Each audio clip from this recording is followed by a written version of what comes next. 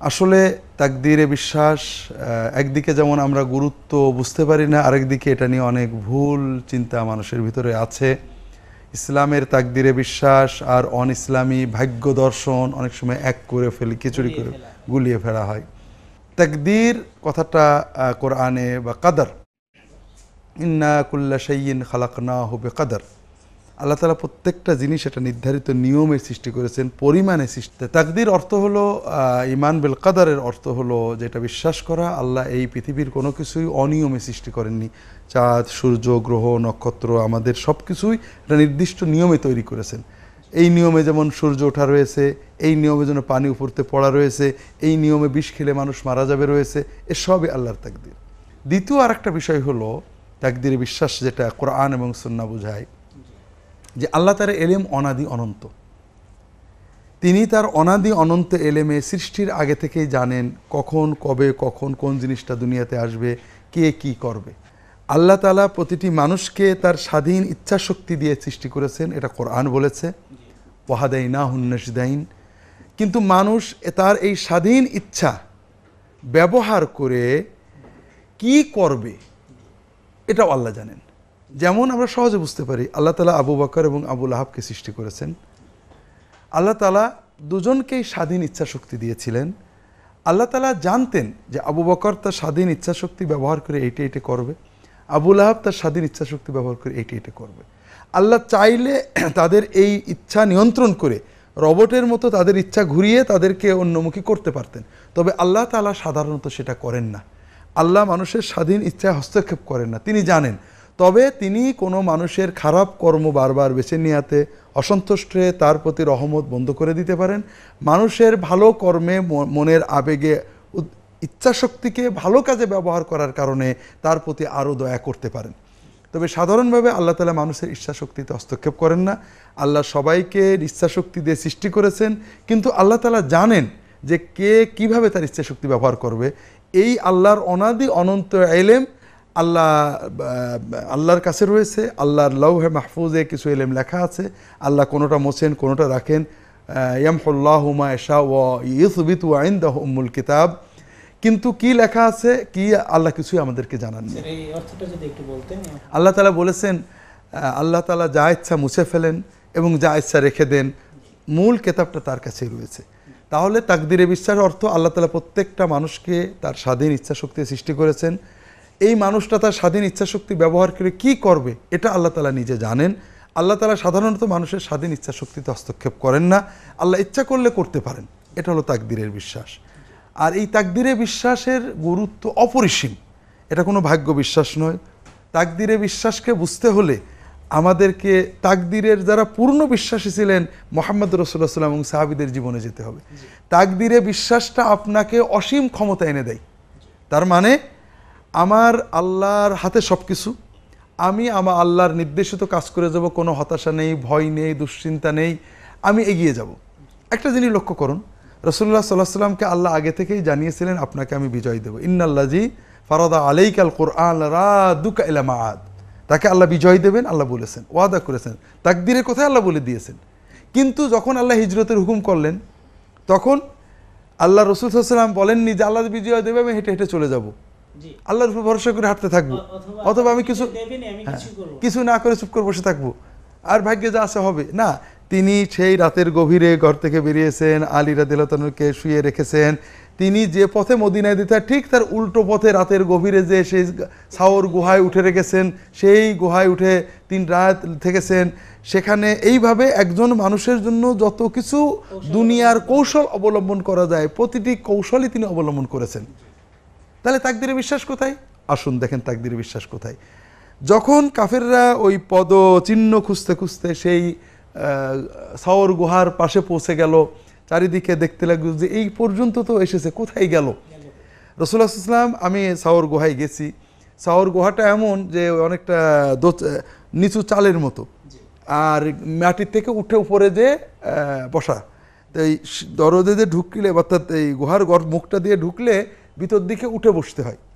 যারা বাইরে থাকে তারা মাটিতে মাথা না লাগালে ভিতরে কি আছে দেখতে পাবে না, কিন্তু ভিতরে যারা আছেন তারা খুব সহজেই বাইরের মানুষদের পা দেখতে পান।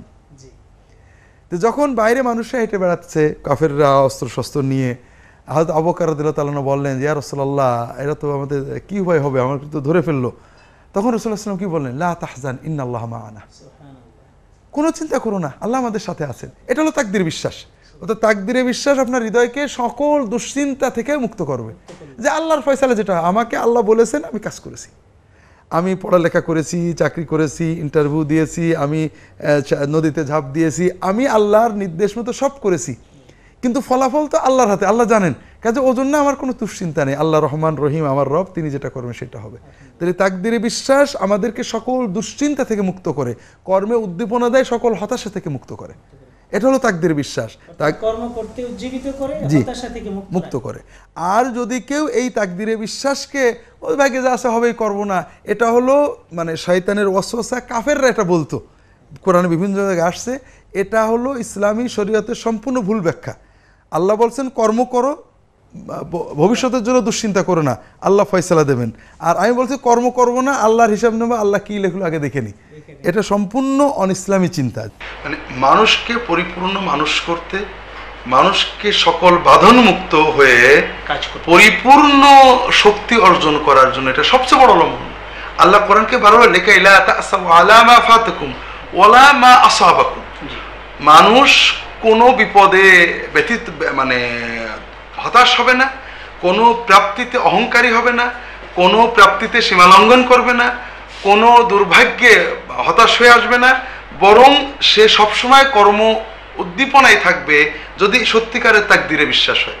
আমি রাস্তা থেকে বেরিয়েছি, গাড়িতে আসছি, আমি আমার কর্মজে চলে যাচ্ছি, আমি কখনো দুশ্চিন্তা করছি না আমার গাড়ি নষ্ট হবে না হবে, এটা তো আল্লাহর ফয়সালা, আমি আমার কাজ করে চলেছি। আর তাকদীরে বিশ্বাসের সত্যিকারের প্রয়োগ রাসূলুল্লাহ সাল্লাল্লাহু আলাইহি ওয়াসাল্লাম একটা হাদিসে খুব সুন্দরভাবে শিখিয়েছেন। তাকদীরে বিশ্বাস কিন্তু কর্মের আগে নয়, কর্মের সাথে, কর্মের পরে। তো আল্লাহর নির্দেশ কর্মকে এগিয়ে নেবে, কর্মের সাথে সাথে অহংকার এবং দুশ্চিন্তা মুক্ত করবে তাকদীরে বিশ্বাস, কর্মের পরে হতাশা থেকে আমাদেরকে রক্ষা করবে তাকদীর বিশ্বাস। এটা রাসূলুল্লাহ সাল্লাল্লাহু আলাইহি ওয়াসাল্লাম একটা হাদিসে সুন্দর দিয়েছেন, বেশি বলার তো সময় হবে না।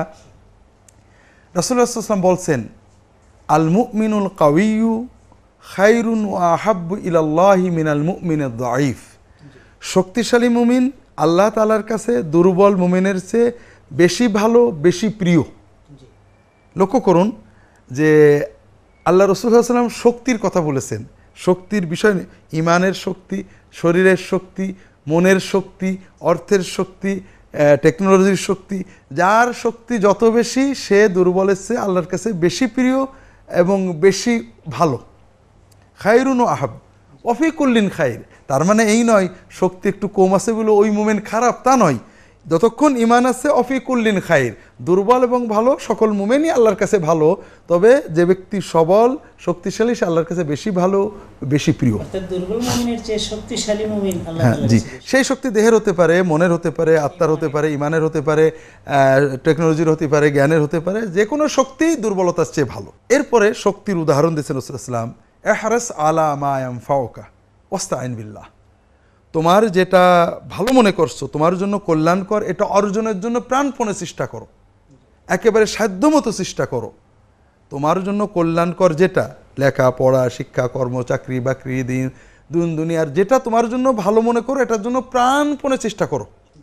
ওয়ালা ওয়াস্তাইন বিল্লাহ, এবং আল্লাহর কাছে সাহায্য চাও, আল্লাহর সাহায্য চাও, চেষ্টা করে যাও। ওয়ালা তাআজাজ, হতাশ হও না, কখনোই মনে করো না আমি পারবো না, অক্ষমতা প্রকাশ করো না, এগিয়ে যাও। তুমি সব করলে, এগিয়ে গেলে, সাধ্যমতো চেষ্টা করলে, ফাইন আসাবাকা শাইউন, তোমার আশার বিপরীত খারাপ ফল হয়ে গেল, তুমি ব্যর্থ হলে, ফালা তাকুলান্না লাউ, তখন তুমি বলো না যদি এইটা করতাম তাহলে হয়তো এইটা হতো, যদি এইটা না করতাম তাহলে হয়তো এইটা হতো, যদি এইটা করতাম তাহলে হয়তো ওইটা হতো। খবরদার অতীতকে নিয়ে হতাশ করো না, এখানে তাকদীর বিশ্বাস। তুমি কি বলবে, ফাইন্না লাওয়ান তাফতাহু আবওয়াবাশ শায়তান, তুমি যখনই অতীতকে নিয়ে হতাশা বোধ করবে, আফসোস করবে, এইটা করলে হয়তো এইটা হতো, ওইটা করলাম বলে বোধহয় এই ফলটা হলো, আহা যদি ওইটা না করতাম তাহলে হয়তো এইটা হতো না, এটা শুধু শয়তানের দরজা খুলে দেবে, শয়তান তোমার হৃদয় দখল করে নেবে, ওই আফসোস করতে করতে বাকি জীবন চলে যাবে, তোমার জীবনটা আফসোসেই ভরে যাবে, তুমি কোনো আর প্রোডাক্ট করতে পারবে না। না, তোমার শয়তান তোমার কল্প দখল কেনে। শয়তানের দখল মানেই হতাশা, দুশ্চিন্তা, উদ্দীপনা শেষ করে দেওয়া, আল্লাহর রহমত থেকে নিরাশ হওয়া। তুমি কি করবে? ওয়ালাকিন কুল কাদারুল্লাহি ওয়া মা শাআ ফাআল। তুমি কি বলবে? এখানে তকদির, আল্লাহর তকদির, আল্লাহর ফয়সালা, আল্লাহ যেটা করেছেন আলহামদুলিল্লাহ, আল্লাহর মর্জি মতোই হয়েছে, আমি রাজি আছি, আমি পরেরটা করতে চেষ্টা করব। এইটা হলো তকদির বিশ্বাস। তকদিরে বিশ্বাস আমাদের বিপদে আপদে হতাশা থেকে রক্ষা করে, দুশ্চিন্তা থেকে, কর্মের সময় দুশ্চিন্তা। আমরা অনেকেই এই হবে, এটা কি হবে, এত কিছু করলাম, আসলে কি হবে। লক্ষ্য করবেন আমাদের জীবনের অধিকাংশ দুশ্চিন্তা এবং হতাশা অনাগত ভবিষ্যৎ নিয়ে, যে আমি জানি না। হ্যাঁ, এটা আসলে কি হবে, এত কষ্ট করলাম, চাকরিটা হবে, এই বিয়ে করলাম, কি হবে, এইটা হবে কি না। আর তকদিরে বিশ্বাস এই হতাশা সম্পূর্ণ মুছে দেয়। তকদিরের বিশ্বাস যত গভীর হবে, হতাশা হৃদয়ে আসবেই না। আমরা এটা একার বাস্তব জানি যে তকদিরের বিশ্বাস, আল্লাহর উপরে আস্থা, আল্লাহ আমাকে দেখছেন, আল্লাহর ফয়সালা যা হয় হবে, আপনার আর কিছুই দুশ্চিন্তা থাকবে না। আপনি গর্তে পড়ে গেলেও আপনার মনের ভিতরে যেটা হবে যে না, আল্লাহ তাআলা আমার জন্য এটা ফয়সালা করছেন, আলহামদুলিল্লাহ, এর ভিতরে নিশ্চয়ই ভালো আছে, আমি এগোতে থাকি। এটাতে কি মজার, কি আনন্দের, এটা মানে একবার প্র্যাকটিস না করলে বোঝা যাবে না। তকদিরে বিশ্বাস আমাদেরকে জীবনের যত হতাশা, যত দুশ্চিন্তা, এইটা করছি কি হবে। প্রতিটি মানুষ কর্ম করে আর দুশ্চিন্তা করে, ধান বনে দুশ্চিন্তা করে, জাল ফেলে দুশ্চিন্তা করে, ছেলেকে স্কুলে দেয় দুশ্চিন্তা করে, পরীক্ষা দেয় দুশ্চিন্তা করে, শুধু ভবিষ্যৎকে নিয়ে। আর ভবিষ্যৎ কেন্দ্রিক সকল দুশ্চিন্তা আল্লাহ তাআলা আমাদের অন্তর থেকে মুছে দেন এই তকদির বিশ্বাসের মাধ্যমে। এবং আপনার এই কথা দ্বারা এটাও প্রমাণিত হলো যে ভবিষ্যৎ কেন্দ্রিক যে দুশ্চিন্তাগুলো আমরা করি, এগুলো আসলেই অনর্থক এবং অবৈধ। এটা তো আমরা জানি না ভবিষ্যতে কি হবে, জানেন আল্লাহ তাআলা। না, এখানে অবৈধতার বিষয়টা হলো অন্যটা। সেটা হলো আল্লাহর রহমত থেকে, যে আল্লাহ আমাকে সে আল্লাহ আগামীকালের ফলটা খারাপ করবে, এই আল্লাহ আমাকে রহমত করবে না, এটা তো নাজায়েজ বিষয়। আমরা বরং আস্থা নেব, অবশ্যই ভালো করবে আল্লাহ, অবশ্যই ভালো করবে, ভালো চান এবং ভালো করবেন। মুমিনের জন্য যেটা ভালো সেটাই করবেন। সেটা হয়তো নগদ ফলাফল একটু 19-20 হতে পারে, কিন্তু ওটা আমার জন্য ভালো আনবে। দ্বিতীয় আর একটা বিষয়, সেটা হলো তকদিরে বিশ্বাস যেমন আমাদেরকে হতাশা থেকে সম্পূর্ণ মুক্ত করে, আগত জন্য দুশ্চিন্তাতে মুক্ত করে, ফল ঘটে যাওয়ার পরে অতীতকে নিয়ে আফসোস থেকে মুক্ত করে, আবার যদি প্রাপ্তি হয় প্রাপ্তির অহংকার থেকে বাঁচাই। আমরা অনেক সময় আমাদের খুলিকাল ইনসানু আজুলান, হ্যাঁ, আর কি ইন্নাল ইনসানা খুলিকা হালুআন ইযা মাসসাহু শাররু জাজুআন ইযা মাসসাহুল খায়রু মানুআন। আমরা বিপদে পড়লে হতাশ হয়ে যায়, কি হলো, এটা হলো না, সেটা হলো। আর যদি কিছু পাই অহংকারী হয়ে যায়। এটা আমাদের বাস্তব। কেউ পরীক্ষার আগে কাঁদছে, ভোটের আগে কাঁদছে, মানে দোকান খোলার আগে কাঁদছে, আল্লাহ তুমি না দিলে কিচ্ছু হবে না। যেই ভোটে পাশ করে গেছে, যেই পরীক্ষায় পাশ করে, যেই চাকরি পেয়ে গেছে, আরে আমার যোগ্যতাতেই পাইছি, অহংকারী হয়ে যায়। জি, কিন্তু তকদিরের পরিপূর্ণ বিশ্বাস আমাদেরকে এই অহংকার রূঢ়তা থেকে রক্ষা করে, হৃদয়কে উজ্জীবিত রাখে। আলহামদুলিল্লাহ, আল্লাহ লিখছিলেন বলে পাইছি, আল্লাহ দিয়েছেন বলে পেয়েছি। তো কাজেই মানুষের হৃদয়ের পরিপূর্ণ শান্তি, হতাশা দুশ্চিন্তা থেকে মুক্তি, অতীতকে নিয়ে হতাশা থেকে মুক্তি, ভবিষ্যৎ নিয়ে দুশ্চিন্তা মুক্তি, অহংকার থেকে মুক্তি। লেখায় লা তাসাউ আলা মা ফাত ওয়ালা তাফরাহু বিমা আতাকুম। না আমরা অহংকারী হব, না আমরা দুশ্চিন্তা পড়ব। এই স্থিতিশীল হৃদয় অর্জন করতে আমাদেরকে তকদিরে বিশ্বাস সাহায্য করে। রাসূলুল্লাহ সাল্লাল্লাহু আলাইহি ওয়াসাল্লাম জীবনে যদি আমরা আলোচনা করি, ওহদের যুদ্ধে, বদরের যুদ্ধে, হিজরতের সময়ে, সকল কর্মে আমরা এটা বারবার এর নমুনা পাবো। জি জি, আপনি বলছিলেন স্যার যে কিছু সাহাবায়ে কেরামের জীবন থেকে আমরা এর কিছু নমুনা নিতে পারি। জি জি, আমাদের অল্প একটু সামান্য সময় আছে, আমাদের যদি দুই একটি উদাহরণ বলতেন যে সাহাবায়ে কেরাম কিভাবে তাকদীরে বিশ্বাস করে নব উদ্দীপনায় জীবন পরিচালনা করতেন, দুই একটি উদাহরণ দিবেন। রাসূলুল্লাহ সাল্লাল্লাহু আলাইহি ওয়াসাল্লামের জীবনে আমাদের জন্য সর্বোত্তম আদর্শ রয়েছে। রাসূলুল্লাহ সাল্লাল্লাহু আলাইহি ওয়াসাল্লামের জীবন দেখতে পাবো আমরা, জীবনে কখনো তিনি হতাশ হননি, কখনো হতাশ হননি। আসলে হতাশ হব কেন? আমি যদি বুঝি যে আমি আমার আল্লাহর নির্দেশ মতো কাজ করে চলেছি, ফয়সালা তো আল্লাহর হাতে। কাজে হতাশা, তিনি কোনো মানে অত্যাচার, সর্বোচ্চ যেটা করেছেন আল্লাহর কাছে সবর করেছেন, আল্লাহ তুমি যেটা চাও এটাতে আমি রাজি আছি, তবে তুমি যদি আমাকে এইটা দাও তাহলে ভালো হয়। কখনো হতাশ হননি। ওহদের যুদ্ধে, বদরের যুদ্ধে 300 সৈন্যকে নিয়ে 1000 সৈন্যের বিরুদ্ধে তারা আসছে মদিনা আক্রমণ করতে, মদিনার দ্বার প্রান্তে পৌঁছে গেছে। অনেকে মনে করে রাসূল সাল্লাল্লাহু আলাইহি ওয়াসাল্লাম মক্কা লোকদের যুদ্ধ করতে গেছিলেন, আর মক্কাবাসীরা মদিনার দ্বার প্রান্তে পৌঁছে গেছে যুদ্ধ করতে, মাত্র 300, ওদিকটা অনেক দূরে চলে এসেছে। তো যাই হোক, তো সেখানে মাত্র 300 জন সাথী নিয়ে যুদ্ধ করবেন, আল্লাহর উপর সম্পূর্ণ ব্যবস্থা গ্রহণ করে এরপরে আল্লাহর কাছে দোয়া করেছেন, আল্লাহ তুমি যেটা ফয়সালা করো।